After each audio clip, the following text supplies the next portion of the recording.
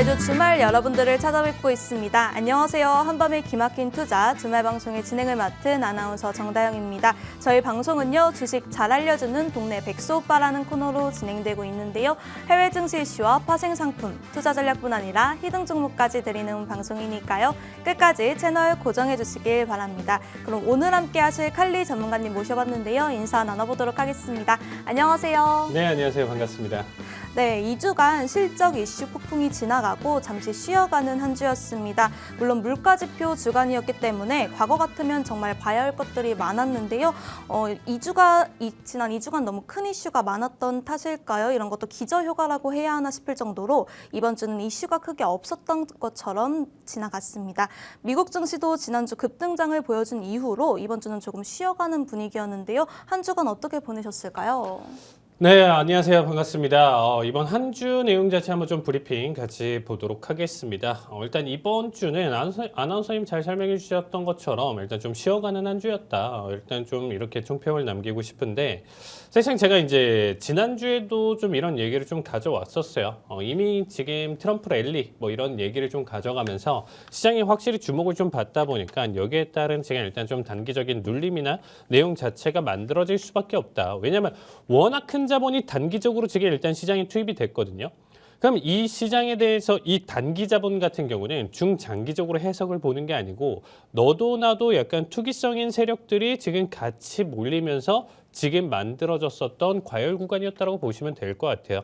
그러다 보니까 이렇게 좀 투기 세력이라든지 일부 지금 단타성 지금 일단 좀 가져가는 뭐 이게 지금 사실 기관이 될 수도 있고요. 개인이 될 수도 있는 상황인데 계속적으로 이제 좀 보여주다가 조금 지지부진하고 힘 자체가 이전과 다르다 싶으면 여기서부터 이제 계속 엑시트가 많이 들어가는 자리값이라고 보시면 될 것 같습니다. 아직까지는 추가적인 하락이나 내용 자체는 더 담아둘 수 있다 정도로 일단 좀 봐주시면 될 것 같은데, 자, 일단은 한 주간 우리가 이제 전체적인 섹터나 내용 자체를 우리가 한번 좀 살펴보는 시간 보도록 하겠습니다. 자, 전반적으로 일단은 섹터 내용 자체로 봤었을 때 살짝 이번 주, 지난주 같은 경우는 여기서 일단 좀 보여드렸었던 내용들 자체가 전반적으로 이제 파란불을 켰다라고 하면, 지금 녹색불을 켰었다라고 하면 이번 주는 좀 빨간불이 좀 많이 보이는 상황이에요. 빨간불이 좀 많이 보이고, 전반적으로 일단 다시 한 번 더 얘기를 좀 드렸을 때, 자, 어제까지만 하더라도 그래도 엔비디아는 버텨줬었지만 세미컨덕터 기준으로 이제 반도체 관련으로 지금 좀 바라봤었을 때 지금 추가적인 낙폭 내용 자체 보여주면서 섹터 전반적인 조정을 크게 받아주고 있다고 보시면 될 것 같습니다. 자, 브로드컴이라든지 AMD 같은 경우도 한 주간 지금 일단 7% 넘는 하락을 좀 보여줬고요. 뭐 마이크론 같은 경우는 지금 12% 넘는 하락폭까지도 지금 일단 그려주고 있다고 보시면 될 것 같아요. 그나마 엔비디아는 지금 좀 많이 선방을 하면서 지금 현재 주가 자체를 일단 좀 많이 방어를 해주고 있고, 특히나 다음 주에 있을 엔비디아 실적 발표에 따른 내용 때문에 그런지 일단은 좀 기대감이 아직까지도 많이 있는 상황인 것 같습니다. 자, 그 외적으로 일단 좀 본다라고 했을 때 마이크로소프트, 애플, 아마존 같은 경우는 현재 강보합 상태로 일단 좀 가져가면서 주가를 그래도 어느 정도 지금 잘 버텨주고 있다라고 보시면 될 것 같고요. 자, 테슬라가 어제자 좀 충격을 받았어요. 어제자 6% 가까운 하락을 좀 보여주면서 지난주도 15% 넘는 상승, 이번 주 어제까지만 하더라도 15% 넘는 상승이었는데 그래도 지금 현재 5%대 유지하면서 지금 일단 좀 가져가고 있다고 보시면 될 것 같습니다.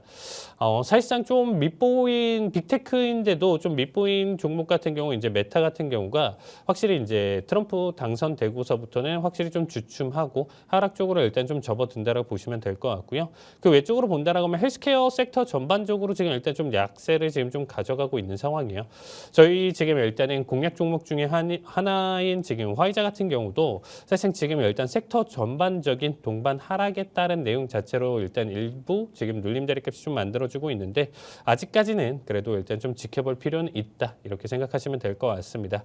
자, 일단 섹터별로 일단 좀 바라본다라고 했을 때, 자, 이번 주 그래도 파이낸셜 섹터가 그나마 일단 좀 선방을 해주면서 어제자 낙폭임에도 불구하고 한 주간 기준으로 좀 바라봤었을 때 1%대 상승을 보여주고 있고요. 나머지는 제 일단 강보합, 약보합을 모습을 지금 일단 좀 가져가고 있는데, 아까 좀 설명드렸었던 헬스케어 섹터가 3% 넘는 하락을 보여주고 있고요. 가장 큰 낙폭을 보여주고 있는 게 지금 베이스 머티리얼이에요. 근데 이게 지금 현재 마이너스 5.4%를 기록을 하고 있지만 이거에 대한 지금 현재 이유나 내용 자체로 일단은 여러분들이 궁금하시면 이 내용 자체는 지금 현재 달러 인덱스가 워낙 강세를 보이다 보니까 거기에 따라서 지금 현재 디커플링 움직임을 가져가고 거기에 따라서 전반적인 약세 지금 움직임을 크게 가져가고 있다라 보시면 될 것 같습니다. 자, 달러 인덱스도 지금 현재 고점을 계속 그리면서 상승폭을 크게 가져가고 있는 상황인데 사실 여기서 한 번 더 주춤하고 넘어갈 가능성은 있다라는 거죠. 조만간 이 힘이 풀리고 꺾이는 과정에서는 그 낙폭이나 매도세 자체도 굉장히 좀 클 거고요. 달러의 약세를 가져가는 이 타이밍에서 본다라고 했을 때 이 베이스 머티리얼 같은 경우가 사실상 이제 조만간 우리 지금 일단 이 방송에서 공략할 수 있는 섹터가 되지 않을까 이렇게 좀 얘기를 드리고 싶습니다. 자, 일단 나스닥 일단 지금 좀 바라봤었을 때 지금 일단 신고점을 갱신하고 S&P나 나스닥 계속 연일 신고점을 갱신하고 나서 이번 주 돼서 그나마 이제 좀 주춤하는 모습이 있습니다. 자, 한 가지 좀 얘기를 드린다라고 하면요.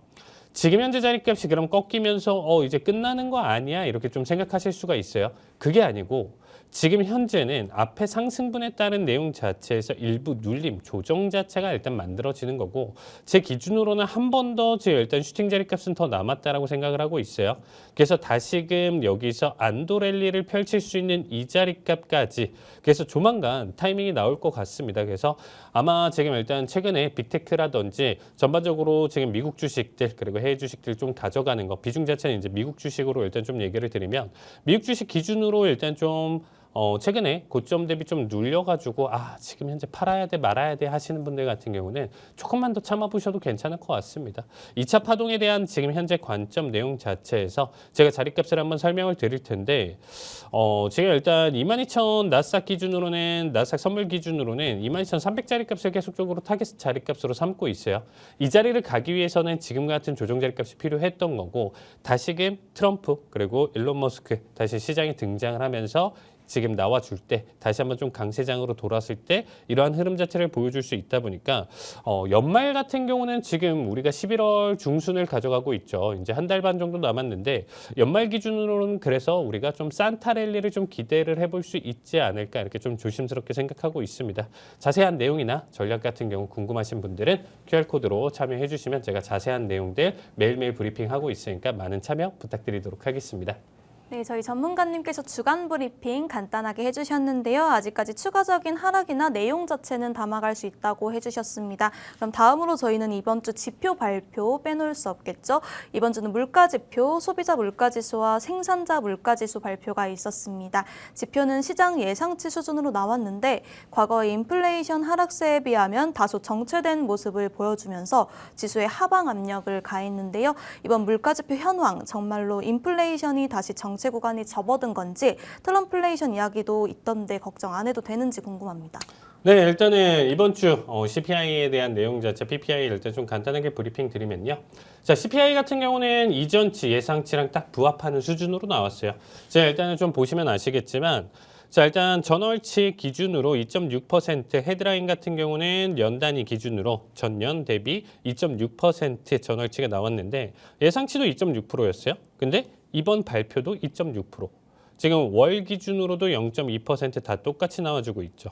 헤드라인 역시, 코어 쪽 역시도, 근원 역시도 지금 전년 대비, 전월 대비 기준으로 다 이전치 예상치와 다 똑같이 나와줬습니다. 자, 이 부분에 대해서 일단은 시장은 지표 발표 당시에 이제 10시 30분이었었는데 우리가 이제 본장이 11시 30분이잖아요. 그래서 이제 10시 30분 1시간 전에 발표가 있었는데 이 부분을 보고 상승 자체를 굉장히 좀 크게 가져갔어요. 이 이유를 지금 좀 얘기를 드리면 지금 현재 시장 자체를 놓고 봤을 때 아나운서님 앞에서도 지금 질문에서 이제 좀 얘기를 해주셨던 것처럼 트럼프가 지금 일단 좀 당선이 된다라고 했었을 때 트럼플레이션에 대한 우려 내용 자체 그리고 트럼프노믹스 이런 게 이제 시장이 돈을 풀면서 다시금 인플레이션을 꿈틀거릴 수 있다 이런 우려들이 있었다라는 거예요. 그럼 자세히 생각해 보시면 지금 나와져 있는 이 데이터는 전월에 이제 나와져 있었던 데이터를 가지고 지금 일단은 종합해서 이번에 발표를 하는 거잖아요. 트럼프 당선이 언제 됐죠? 이번 주에 얼마 안 됐죠. 얼마 안 됐죠. 네, 네. 지난주에 이제 얼마 안 됐잖아요. 네. 그러니까 이제 전월 데이터랑 이런 부분들이 쌓였던 것들은 바이든에서 만들어진 거고 바이든 정부서부터 계속적으로 이끌어갔었던 여러 가지 내용들이 지금 종합해서 만들어진 게 지금 CPI거든요. 트럼프가 당선이 돼서 만약에 지금 트럼플레이션에 대한 내용 자체를 판단한다라고 하면 적어도 3개월에서 6개월은 있어야죠. 트럼프가 어떠한 정책을 펼치고 갑작스럽게 크게 돈을 풀고 어떠한 행동, 액션을 취했을 때 그때부터 만들어지는 내용 자체가 이건 트럼프가 만들어진 결과값이다. 이렇게 생각하시면 돼요. 근데 지금의 CPI는 사실상 바이든 쪽에서 이미 전 정부에서 네. 만들어지는 결과값이다라는 거예요. 그러면 여기서 눈여겨볼 만한 내용 자체는 뭐였냐면 제발 급등하지 말고 제발 급락하지 마라. 여기서 급등락을 뭔가를 크게 액션을 보여줬다? 만약에 물가가 엄청 크게 올랐어요?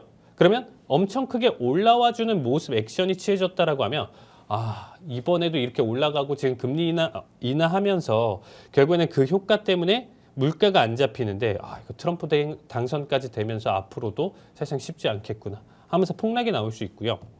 그 다음에 여기서 2.6%, 뭐 3.3% 가져가고 있는데 갑자기 여기서 0.5%, 0.8% 이상 급락이 나와줬다라고 하면 이제는 진짜 경기 침체구나 이렇게 생각을 한다는 거예요. 그러니까 지금은 예상치랑 지금 현재 발표치 이런 부분들이 별다른 차이가 없고요. 거의 비슷한 수준에서 나와주기만 기도를 했었던 거예요. 그 내용에 맞춰서 시장은 상승을 잘 보여줬었다라고 보시면 될 것 같은데 자, 이번에 CPI에 대한 내용 자체, PPI는 사실상 조금 올랐어요. 올라와 준 모습인데 중요했었던 부분들 자체 일단은 좀 간단하게 설명을 하면 이번 한 주 특히나 또 연준 위원들의 발언들이 있었습니다. 발언들이 있고 거기에 따라서 질문에 대한 답변들이 물가에 대한 내용 자체로 초점을 가져갈 수밖에 없겠죠. 갑자기 뜬구름없이 아나운서 이런 거죠. 지지난주 같은 경우는 우리가 굉장히 좀 바빴어요. 뭐 대선이라든지 그리고 이제 실적 발표들, 빅테크들 네. 실적 발표들 우리가 메이저 기업들 막 실적들이 있었기 때문에 굉장히 좀 바빴었는데 이런 거예요. 아나운서님이 이제 막 연설을 해요. 어떤 이제 연준 위원이다라고 이제 가정을 해서 이제 막 연설을 하고 이제 끝났어요. 이제 기자가 질문을 하는데 2주 전에 있었던 애플의 실적 발표 어떻게 생각하십니까? 어떤가요? 이상하죠. 그렇죠. 너무 이상한데요. 그렇죠. 이상하죠. 그러니까 현 시점에서 가장 최근 이슈에 대한 내용 자체로 짚어보는 게 맞는 거겠죠. 네. 현재 정세랑 지금 현재 경제 상황이라든지 그게 가장 최근에 만들어졌었던 데이터를 기반으로 해서 질문을 하는 게 맞겠죠. 1년 전에 CPI를 갖고 지금 제가 질문을 하면 얘 왜 이래? 이게 되는 거예요. 근데 어제 발표됐었던 CPI가 이렇게 나왔고요. PPI가 이렇게 나왔는데 최근 흐름을 보니까 좀 정체를 가져가는 것 같아요. 이 부분에 따라서 어떻게 생각하시나요? 가장 완벽한 질문이죠. 그러니까 제가 드리고 싶은 얘기는 이번 CPI랑 PPI 데이터가 중요한 게 아니고 이 데이터를 가지고 지금 현재 어떻게 보면 투표권이 있는 연준 위원들이 이거에 대한 답변이나 내용 자체가 어떻게 이어질 수 있는지 그거에 대한 예상이나 이런 움직임으로 인해서 단기적인 변동성을 계속적으로 가져갔었다라고 보시면 될 것 같습니다. 자, 일단은 물가 성장률 하락세 자체는 지금 일단 좀 정체를 가져가고 있다라고 보시면 될 것 같아요. 무슨 얘기냐? 쭉 한도 끝도 없이 떨어지고 있다가도 지금 현재 구간대는 계속 횡보 자리를 가져가면서 지금 떨어지는 게 굉장히 좀 지지부진하다 이렇게 봐주시면 될 것 같습니다. 자, 파월이 지금부터 인플레이션 하락세가 지지부진해질 수 있다. 이 부분은 정말 좀 이 방송을 오래 보셨던 분들은 아시겠지만 몇 년 전부터 이게 이제 금리 인상을 가져갈 때부터 일단 본부장님이랑 저랑 이 방송에서 한 2년 전, 3년 전부터 계속 좀 얘기를 했었던 것 같아요. 인플레이션이라는 것 자체가 공식이다. 결국에는 금리 인상을 가져갔었을 때 떨어질 수밖에 없는 구조. 금리 인상은 이제 인플레이션을 떨구는 내용, 금리 인하는 인플레이션을 부추기는 결과 상승을 야기시키는 내용, 이게 공식인데 뭐 세부적으로 제가 일단 좀 짜져봤을 때는 여러 가지 관점이 있겠죠. 근데 어느 순간 막 8%에서 7% 떨어지고 6% 떨어지고 막 1%씩 떨어지는 건 굉장히 좀 쉽지만서도 목표인 3%에서 2% 넘어가는 이 1%가 굉장히 힘들 것이고 여기가 굉장히 지금 끈적이게 버틸 것이다. 이 부분을 정말 이 방송에서 2년 전, 3년 전부터 계속 얘기를 했어요. 그 결과가 지금 만들어지고 있다고 보시면 될 것 같습니다. 어쩔 수 없습니다. 현재 기준으로 만약에 정말 2%를 지금 여러분들이 기도하면서 제발 좀 물가 2%대까지 잡아주면 좋을 것 같아 라고 하면 시장이 망가져야 돼요. 굉장히 크게 망가져야 됩니다. 근데 지금 그 내용 자체가 고용 지표나 데이터 이런 부분들로 봤을 때 아직까지 크게 무너지는 결과값이 없기 때문에 현 수준은 당분간 계속적으로 좀 지속될 수밖에 없다 이렇게 생각하시면 될 것 같고요. 자, 닐 카시카리는 현재 인플레이션 추세는 승리를 외칠 수는 없지만 그래도 자신감을 가질 수 있는 수치다. 왜냐하면 다시금 일단 반등을 가져가면서 크게 지금 쇼크를 가져가고 있지는 않기 때문에 현 수준만 좀 유지해주면서 다시금 정책적인 내용이나 이런 부분들에 앞서서 낙폭을 가져간다라고 하면 굉장히 좀 긍정적일 것이다 이렇게 얘기를 해주고 있어요. 여러분들이 지금 보셨을 때 이분들 파월, 닐 카시카리, 로리 로건 이런 분들은 연준위원들은 더 이상 막 주가가 오르길 기대하는 사람들이 아니에요. 그러니까 이제 지금 정책적으로 얘네가 지금 가장 제일 목표, 제2 목표는 뭐냐면 물가 안정과 고용 안정입니다. 그러니까 물가랑 고용만 생각하는 거예요. 그러니까 뭐 지금 현재 나스닥이 어떻고 이렇게 하면 얘는 잡혀 들어가요. 그러니까 이 위원들 괜히 지금 주가 조작이다 뭐 이런 얘기 나오면서 잡혀 들어갈 수 있기 때문에 그 부분에 대한 내용 자체는 아니고요. 이 사람들은 정말 온전히 지금 현재 물가가 안정되길 원하는 거고 거기에 따른 지금 정책적인 결정 가져가는 거고 그다음 물가냐 지금 현재 포커스를 맞출 게 고용이냐 이 싸움을 지금 계속적으로 두뇌로 지금 일단 회전하면서 가져가고 있다고 보시면 될 것 같습니다. 자, 로리 로건 같은 경우는 지금 현재 인플레이션 여전히 높은 수준이라고 얘기를 하고 있고요. 제한적 정책 지속되어야 된다 이렇게 얘기를 하고 있습니다. 그러니까 이제 좀 계속 상반된 결과를 좀 얘기를 하고 있죠. 누구는 아직 지금 괜찮다. 승리를 외칠 수 없지만 지금 괜찮다 얘기를 하고 있고 누구는 지금 위험해. 이거 진짜 까딱하다가는 지금 올라갈 수 있어. 이렇게까지 얘기를 하고 있는 겁니다. 그래서 지금 현재 연준위원들의 견해가 지금 달라지는 만큼 시장의 변동성은 계속적으로 이어질 가능성이 높다 이렇게 생각하시면 될 것 같고요. 자, 최근에 이제 이번 데이터에서 상승 항목을 좀 본다라고 하면 전력 서비스가 1.2% 그리고 중고차 트럭이 2.7% 상승을 보여줬고 하락 항목으로 좀 바라본다라고 했을 때 난방류 그리고 의류 쪽에서 일단 좀 낙폭이 있었다 이 정도로 봐주시면 될 것 같습니다. 자, 일단은 우리가 이제 물가 지표에 대한 내용 자체로 판단을 해봤을 때 정말 트럼프에 대한 결과다, 내용이다라는 거는 적어도 지금부터는 3개월에서 6개월 정도 지난 후의 데이터는 지금 지켜보시면 될 것 같고요. 앞으로에 대한 내용 자체는 제발 충격만 받지 마라. 이렇게 지금 일단 좀 보시면서 지표들 해석 봐주시면 좋을 것 같습니다. 네, 저희 전문가님께서 CPI는 예상치와 부합하게 나왔지만 당장 이번 데이터가 중요한 게 아니라 새로운 정부에서 앞으로 정책을 어떻게 진행할지가 중요하다고 말씀해 주셨습니다. 이러한 시장 속에서도 이번 한 주 좋은 수익률 보여주신 저희 칼리 전문가님이신데요. 저희 전문가님과 함께 투자 전략, 가격 전략 세우고 싶으신 분들 아래 하단 QR코드 스캔하시고 들어오시면요. 저희 전문가님과 함께 투자 전략, 가격 전략 세워가실 수 있습니다. 또 유튜브에 히든 통신망이라고 검색하시면요. 주요 시황과 투자 전략을 동영상을 통해 확인하실 수 있습니다. 현재 구독자 이벤트도 진행 중에 있으니까요. 구독 버튼 누르시고 상품권까지 받아가 보시길 바라겠습니다. 그럼 다음으로 매주 미국 대기업 하나씩 알아가보는 시간, 저희 주잘백의 특별 가회 시간입니다. 우리나라에서 우크라이나 재건주가 강세를 보이고 있는데요. 미국에도 이런 건설기계 관련 기업 대장 종목이 있죠. 바로 캐터필러인데요. 오늘은 이 캐터필러에 대해 공부해 보도록 하겠습니다. 캐터필러는 1925년에 창립되었고요. 본사는 미국 일리노이주 피오리아에 위치해 있습니다. 산업 분야로는 중장비 제조입니다. 네, 캐터필러는 원래 트랙터를 만들었던 회사인데요. 1925년에 벤자민 홀트의 회사인 홀트 매뉴팩처링과 CL 베스트의 회사인 CL 베스트 가스 트랙션이 합병을 하면서 설립되었다고 합니다.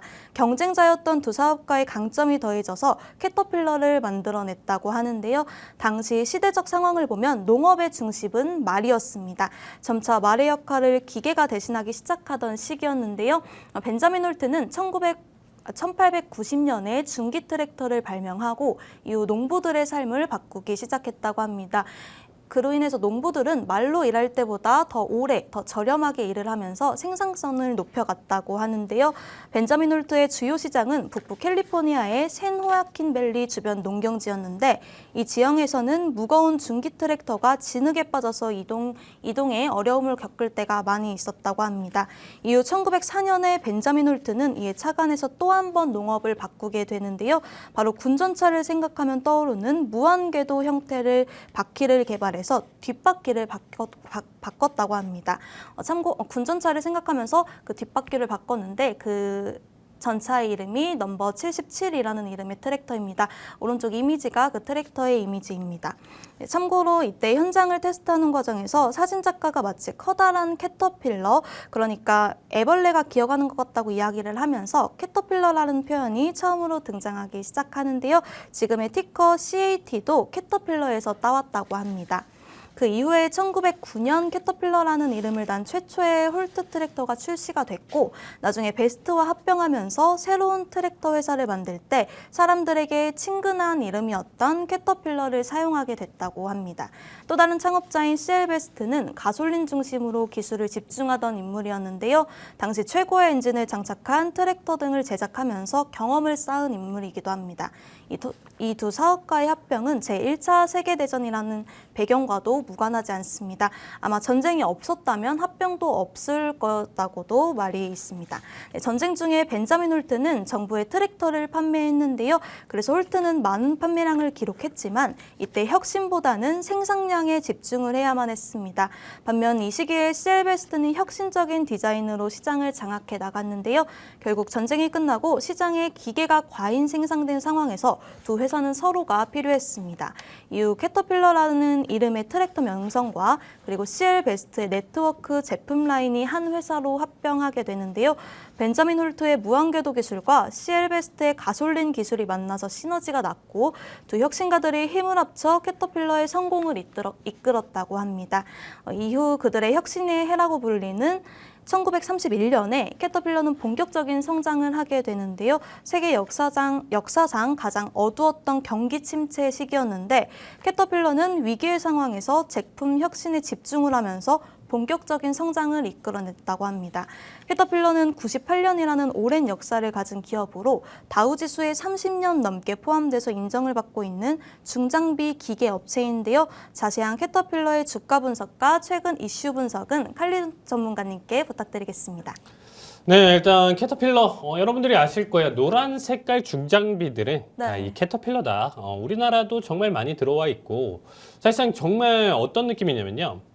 그러니까 이제 좀 막 건설 현장 자체를 이제 우리가 뭐 지나가다도 볼 때가 있잖아요. 이제 차를 타고 갈 때 이제 뭐 지나가다도 볼 때도 있는데 이런 거 이제 뭐 우리가 이제 굴삭기라든지 이런 포크레인이라든지 이제 뻔히 아는 장비들 같은 경우는 꼭 굳이 캐터필러를 안 쓰는 경우가 굉장히 좀 많습니다. 근데 되게 특이한 것들 있죠. 그러니까 이게 도대체 이름이 뭘까? 이거 불도저도 아니고 이거 뭐 여기 앞에서 이제 뭐 아스팔트를 뭐 다지는 도구인 것 같은데 이런 장비인 것 같은데 이게 도대체 이름이 뭐지? 되게 이름이 뭔가 모를 것 같은 중장비들이 캐터필러들이 굉장히 좀 많다라고 보시면 될 것 같아요. 그러니까 우리나라뿐만 아니라 전 세계적으로 일단은 꼭 이런 중장비에서 일단 좀 대장 종목이라 좀 보시면 될 것 같은데 사실상 뭐 지금 아나운서님 좀 잘 얘기를 해주셨죠. 우리가 이제 미국 종목 같은 경우는 이 티커명이라는 내용 자체 우리 국내 같은 경우는 이 티커명을 외울 수가 없어요. 아나운서님 뭐 461025 뭐 그쵸 막 이렇게 네. 숫자로 되어 있다 보니까 국내는 뭐 연관이 안 되는데 사실상 이제 해외 주식을 하시다 보면 이제 좀 찾으실 때 이제 내가 좀 관심 있는 종목, 내가 이제 뭐 보유하고 있는 종목들 같은 경우는 자세히 보시면 이 명칭과 이 회사가 지금 현재 가져가는 어떠한 내용과 굉장히 좀 연관되어 있어요. 그래서 이 티커명이 굉장히 좀 유추되기 쉽다 이렇게 보시면 될 것 같습니다. 그래서 CAT, 캐터필러 할 때 뭐 앞에 CAT 하면 딱 연관이 되기 쉽죠. 그래서 티커명도 이렇게 좀 만들어진 건데 자, 최근에 캐터필러 실적이 근데 조금 아쉬웠어요. 아쉬운 부분이 있는데 자, 분기 매출이 지금 161억 달러로 전년 대비 기준으로 마이너스 4% 그리고 EPS마저도 지금 일단 전년 대비 기준으로 마이너스 6%를 가져가고 있습니다. 자, 일단 전반적으로 건설 산업 매출 자체가 63.45억 달러로 전년 대비 기준으로 마이너스 9%인데 자, 북미 이제 장비 판매 감소가 있었고 딜러 재고 하락이 일단은 원인으로 일단 좀 나와주고 있는데 일단은 지금 현재 내용 자체는 어느 정도 좀 기저 효과였다 이렇게 좀 생각하시면 될 것 같습니다. 이게 무슨 말이냐?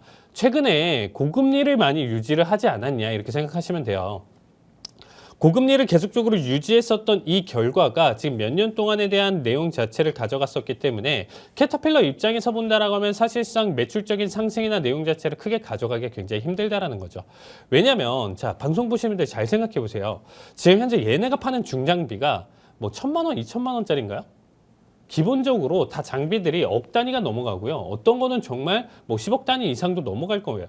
그러니까 하나의 건설 장비나 내용 자체가 이렇게 가격이 비싼데 이거를 나 돈이 많으니까, 나 건설사 돈이 많으니까, 아니면 개인이 했었을 때 나 돈이 많으니까 나 10억 있고 5억 있어가지고 나 이거 사가지고 이걸로 지금 일단 일해서 밥 벌어먹고 살래. 이런 사람들이 많이 없다라는 거죠. 무슨 얘기냐? 다 대출이라는 거예요. 워낙 큰 금액이 들어가다 보니까 내 돈이 아닌, 내 돈이 뭐 5천만 원 1억이 있어. 장비값이 3억이야. 그러면 2억을 대출을 받아야 되는데 고금리가 계속적으로 유지가 되고 있다 보니까 낼 수가 없는 거예요. 그러니까 새 기계랑 새 장비를 사기에는 지금 어떻게 보면 기업적인 측면에서도, 건설 기업적인 측면에서도 부담이 좀 많이 됐었던 작년 한 해였고, 그 다음에 이번에도 좀 바라봤었을 때 계속적으로 이 고금리가 유지가 되다 보니까 개인이든 기업이든 사실 섣불리 지금 사기는 굉장히 힘들다라는 거죠. 그러니까 그만한 대출을 받아야 되는데 대출도 힘든 상황이고 대출 이자도 지금 굉장히 좀 크다 보니까 조금 쉬어가자, 아니면 뭐 중고를 사자, 렌트를 하자, 이런 개념이겠죠. 이제 사실상 그 세부적인 것까지는 이제 좀 정확하게 얘기 드릴 수는 없는데 어쨌든 고금리에 대한 영향 자체가 이제 좀 크게 나와졌다라고 보시면 될 것 같습니다. 근데 이거는 지금 일단은 좀 단발적인 내용이었다라고 저는 생각을 하고 있어요. 결국에는 지금 금리 하락에 대한 내용 자체로 본다라고 하면 오히려 다시금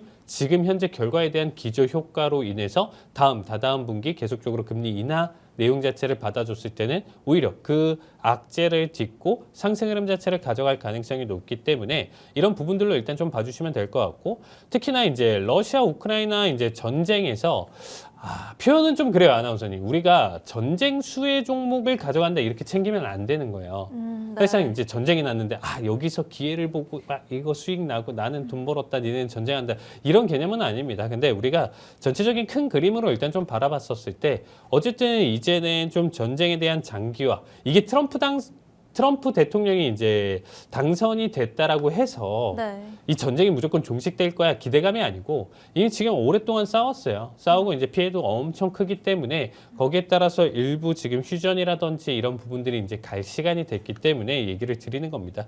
그래서 이런 부분들로 봤었을 때 그만큼 피해를 크게 입었고, 여기에 따른 지금 현재 인프라에 대한 지금 현재 재건, 이런 내용들이 사실상 캐터필러에 대한 중장비를 안 쓰고는 가져갈 수 없기 때문에 지금 현재 최근에 지금 어닝 쇼크나 내용 자체 가져가면서 주가가 떨어지지는 않았습니다. 떨어지지는 않았는데 앞으로도 제가 일단 좀 바라봤을 때 장기적인 투자적인 안목으로 바라본다라고 하면 나쁘지 않다라는 거죠.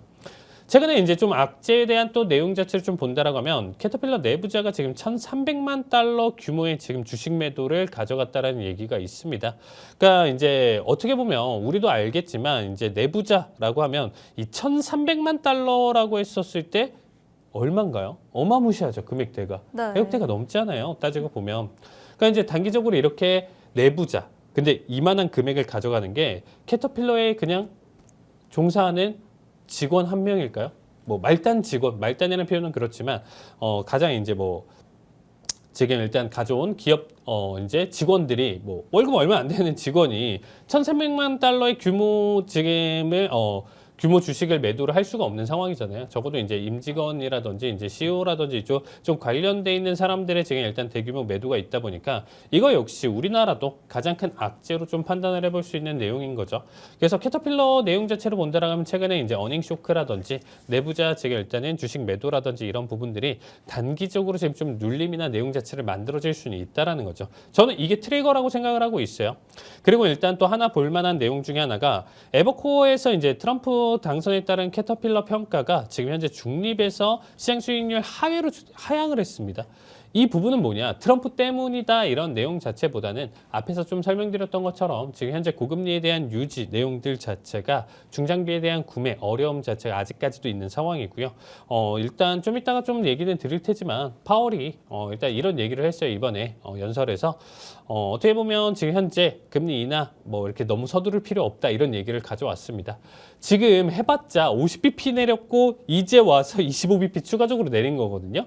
그러니까 0.75% 내린 거예요. 고금리 5% 넘는 수준에서 이제 올해 기준으로 0.75% 내렸는데 이만큼 내렸으니까 이제는 좀 천천히 가져갈 필요는 있어요 라는 얘기를 가져가는 거예요. 그래서 이런 부분들 자체가 그럼 금리 또 떨어지지 않겠네. 한동안 또 정책이 오고 여기 구간대에서 있는 상태라고 하면 또 고금리 어느 정도 누군가는 하락했다라고 하지만 이런 거예요. 그러니까 지금 현재 원래 대출이자 5%였는데요, 고객님. 지금 4.2% 됐습니다. 많이 내렸죠? 할 수가 없죠, 아나운서님.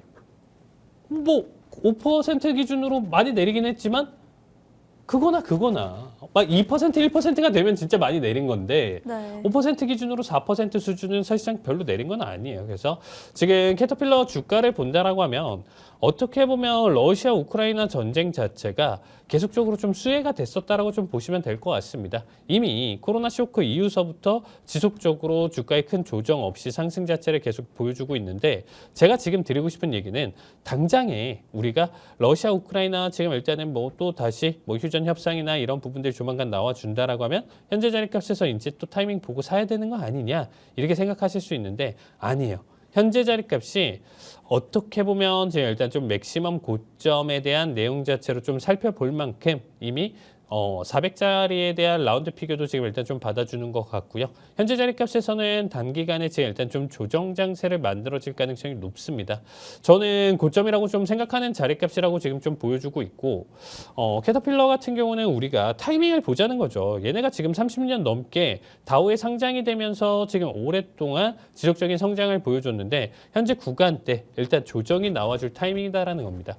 그러니까 이제 고점 따라서 올라가는 종목 보시지 마시고 지금 자리값은 사시는 것보다는 현재 단기적인 악재나 내용 자체에서 주가가 떨어질 수 있기 때문에 방송 보시는 분들 중에 혹시라도 해외 주식 중에 지금 이 캐터필러를 보유하고 계신 분들 같은 경우는 현재 자리값에서 좀 비중을 줄이시는 거 혹시 비중 줄이시다가 일단은 뭐 340 이상까지로 이탈을 보여준다라고 하면 전체 엑시트를 하시는 것도 지금 좀 추천드리고요.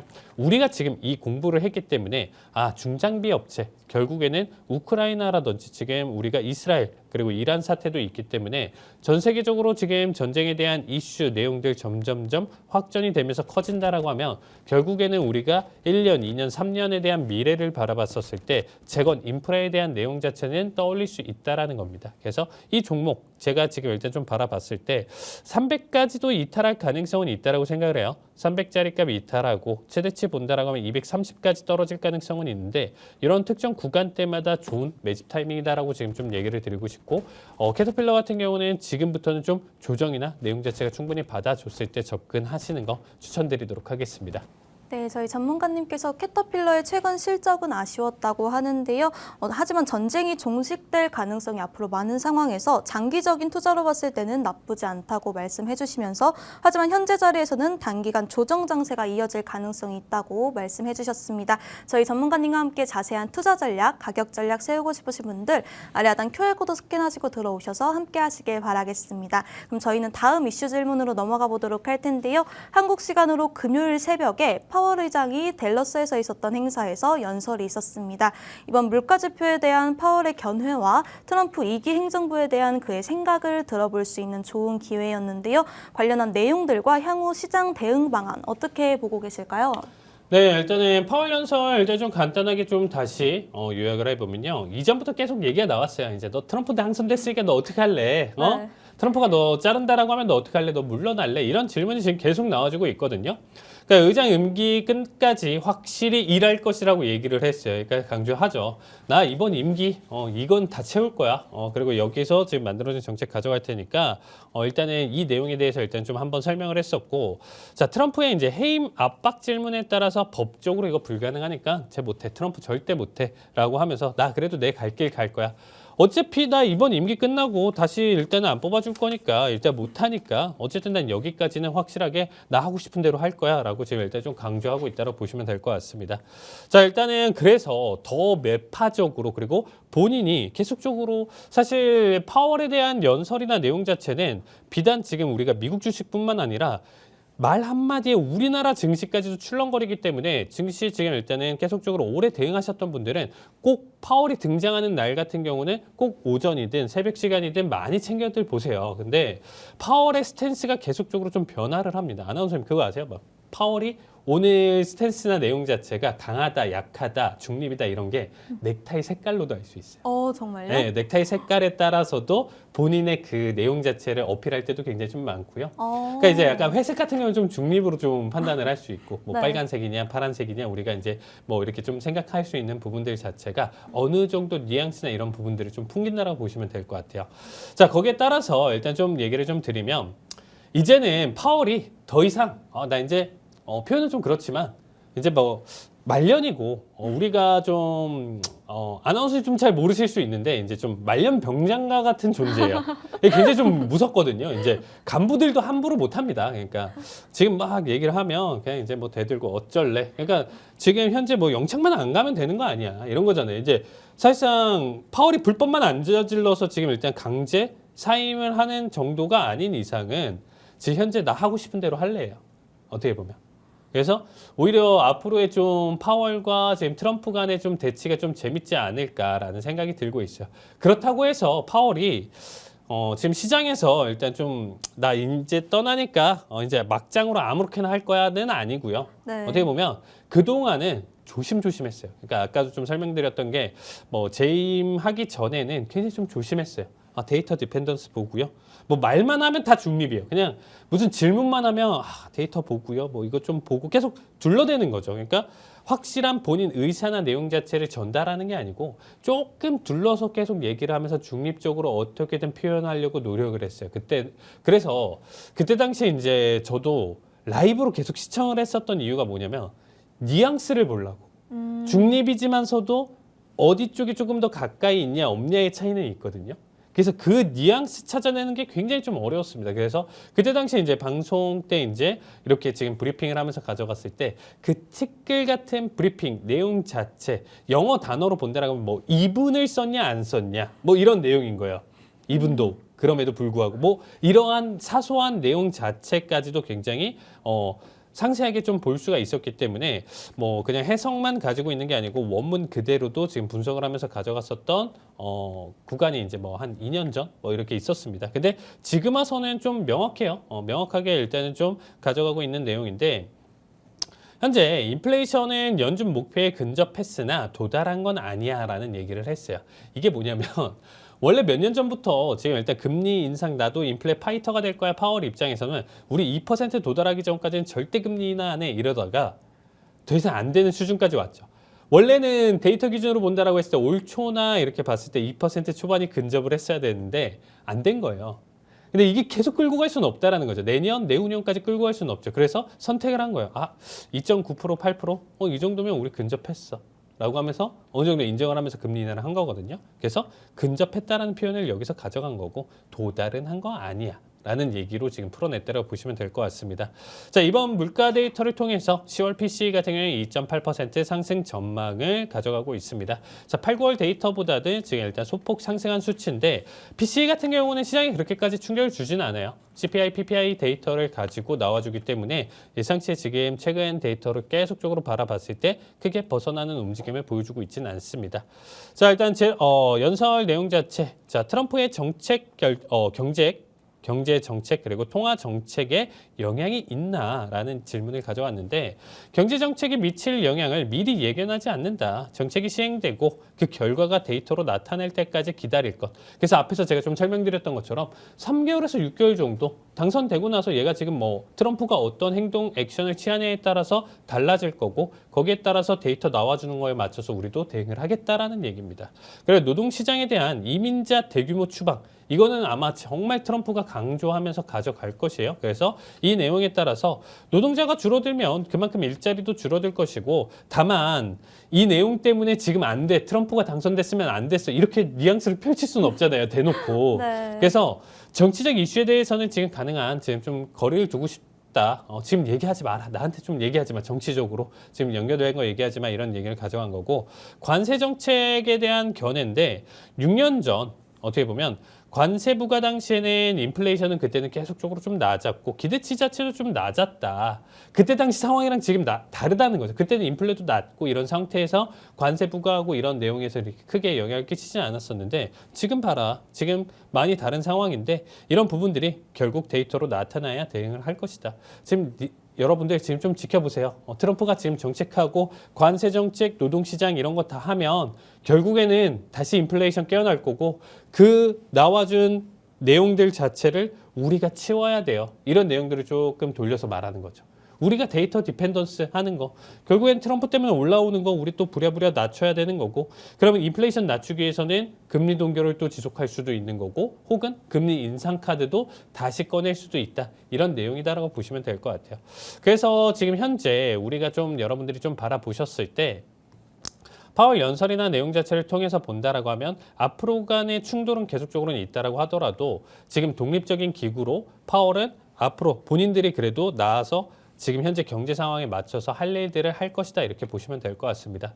조금 더 그래서 좀 더딘 움직임이나 내용 자체에서 공격적인 금리 인상보다는 정체기가 계속적으로 좀 나와줄 거고요. 거기에 대한 실망감에 따라서 시장이 요동치면서 하락을 좀 보여줄 가능성이 높다라고 보시면 될 것 같습니다. 그래서 최근 들어서 우리가 내년까지 기준으로 좀 바라봤었을 때 이 내용 자체 해석으로 본다라고 했을 땐 하락장을 연출할 수 있으니까 이 부분에 많은 대비 하시길 바라겠습니다. 네, 저희 칼리 전문가님께서 제롬 퍼월 연설에 대해 의장 임기가 끝까지 확실하게 일할 것이라고 밝혔다고 합니다. 그러면서 금리 인하 서두를 필요 없다라고 발언했다고 하는데요. 이런 시장 속에 시장 대응 전략 같이 세우고 싶으신 분들 아래 하단 QR코드 스캔하시고 들어오셔서 함께 해주시길 바라겠습니다. 그럼 다음 이슈 질문으로 넘어가 보도록 하겠습니다. 사실 빅테크 기업들의 실적 시즌이 끝나서 마치 기업 실적 시즌이 끝난 것 같은 기분이 들지만 우리가 알만한 기업들의 실적은 계속 이어지고 있습니다.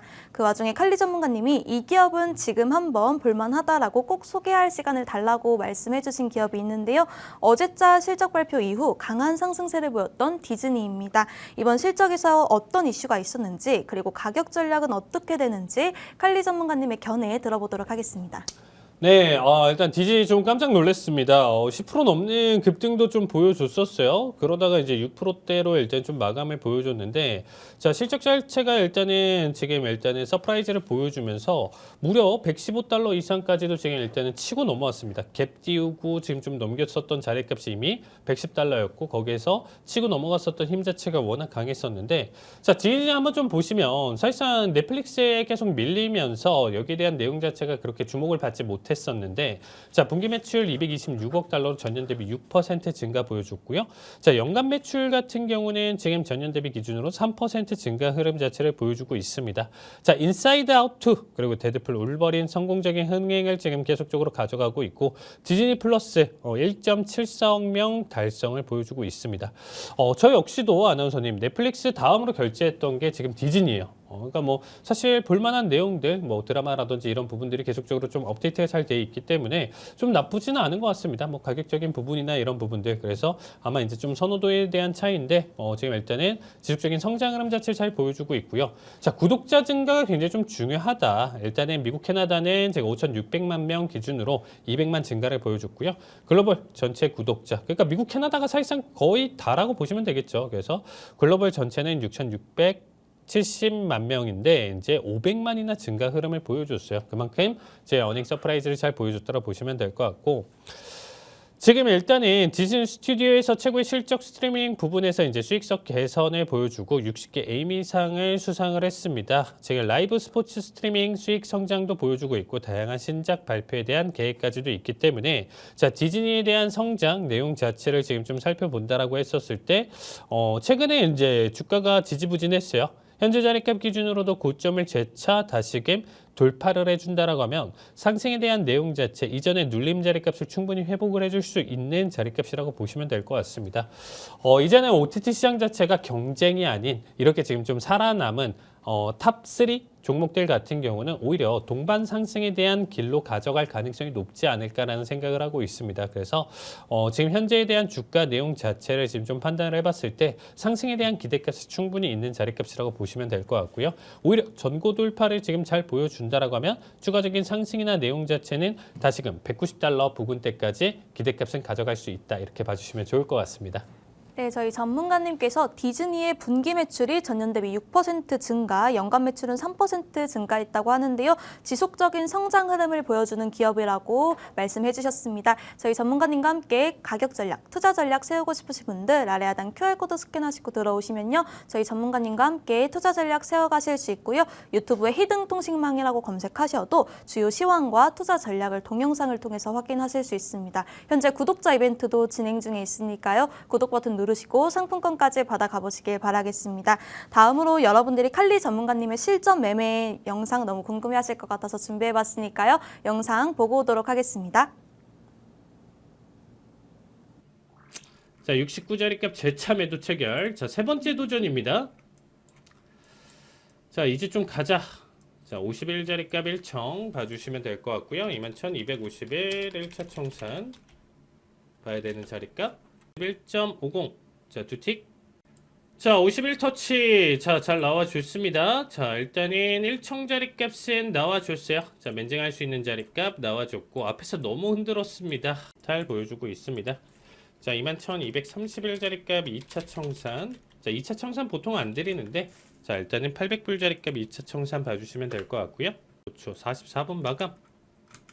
3초 2초 206까지 반등 나오기 전에 205까지만 좋습니다. 205 터치 좋습니다. 1300불 수익으로 마무리 보도록 하겠습니다. 229 터치. 자, 229.25. 자, 229 터치 보여줬습니다. 자, 41 자리값. 자, 커팅 한 번 더 가져가 보고요. 자, 201 터치. 자, 일단은 자, 수익 보실 분들 자, 여기서 마무리 보셔도 괜찮습니다. 자, 183까지 자, 그려왔고요. 자, 181 터치. 자, 정확하게 나와주면서 자, 1000불 수익으로 마무리 보도록 하겠습니다. 자, 1000불 수익 축하드립니다, 여러분. 자, 809. 자, 재차 매도 체결. 자, 이제 진짜 마지막. 자, 여기 자리값 라스트 바라보고요. 자, 809 매도 체결. 41 커팅. 힘이 약한데 바닥까지는 그냥 다이빙 나와줘야 됩니다. 못해도 772탈도 보여줘야 돼요. 자, 80틱 정도 되네요. 그쵸? 완벽한 멘징은 아니어도 자, 여기서 일단은 자, 어느 정도 자, 수익 실현하실 분들은 731자리값 지금 단기 타겟 노려보셔도 좋을 것 같습니다. 자, 11시 4분 자, 터치 돌파 나와줬습니다. 자, 30일 자, 멘징 마무리 보실 분들 여기서 봐주시고요. 또 바라보는 자리. 아, 타이밍 안 주네요. 자, 711자리 값 딱 받아주면서 자, 100틱 수익으로 일단 좀 마무리 보도록 하겠습니다. 자, 29자리 값 매도 체결. 자, 41자리 값 자, 커팅 가져가 보도록 하겠습니다. 또 여기 찍으면 반등이니 90.75 91자리 값 자, 일단은 저점 기준이기 때문에 자, 21,000 91 청대기 같이 바라보도록 하겠습니다. 자, 다음 캔들 시작하는 지점에서 일단 좀 마무리는 봐야 될 것 같습니다. 91.75 세틱 2초 1초 자, 91 터치 좋습니다. 자, 800불 수익으로 마무리 보도록 하겠습니다. 자, 수익 보신 분들 다시 한번 축하드립니다. 네, VCR 영상 잘 보고 왔습니다. 그럼 칼리 전문가님의 해외 선물 상품별 투자 전략 들어보도록 하겠습니다. 네, 크루도일 지금 일단 좀 살펴볼 텐데 제가 일단 좀 상승에 대한 내용 자체를 좀 설명을 드렸었어요. 상승에 대한 내용 자체를 설명을 드렸었는데 와, 진짜 달러 인덱스가 꺾이지는 않습니다, 여러분들. 지금 달러 인덱스가 이렇게 올라가지고 있어요. 그러니까 트럼프 당선되고서부터도 계속 치고 올라가다 보니까 이거는 뭐 원자재, 원유, 지금 달러로 거래되는 내용들 자체는 다 디커플링 흐름 자체를 가져갈 수밖에 없습니다. 달러가 이만큼 강세를 가져가다 보니까 그렇게까지 꺾이지도 않았었던 골드마저도 지금 꺾여주는 모습인데 자, 오일 지금 일단 좀 보신다라고 하면 지금 또 다시 바닥 자리값, 밴드 바닥 구간 지금 확인하려고 지금 가고 있습니다.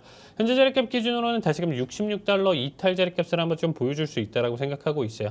여기에 대한 내용 자체 지정학적 리스크로 지금 다시 한 번 더 반등 보여줄 수 있기 때문에 이 정도 구간대 한번 좀 저점을 이탈한다라고 하면 한 번 더 지금 일단 좀 매수 의견 봐주시면서 대응 자리가 봐주시면 될 것 같고요.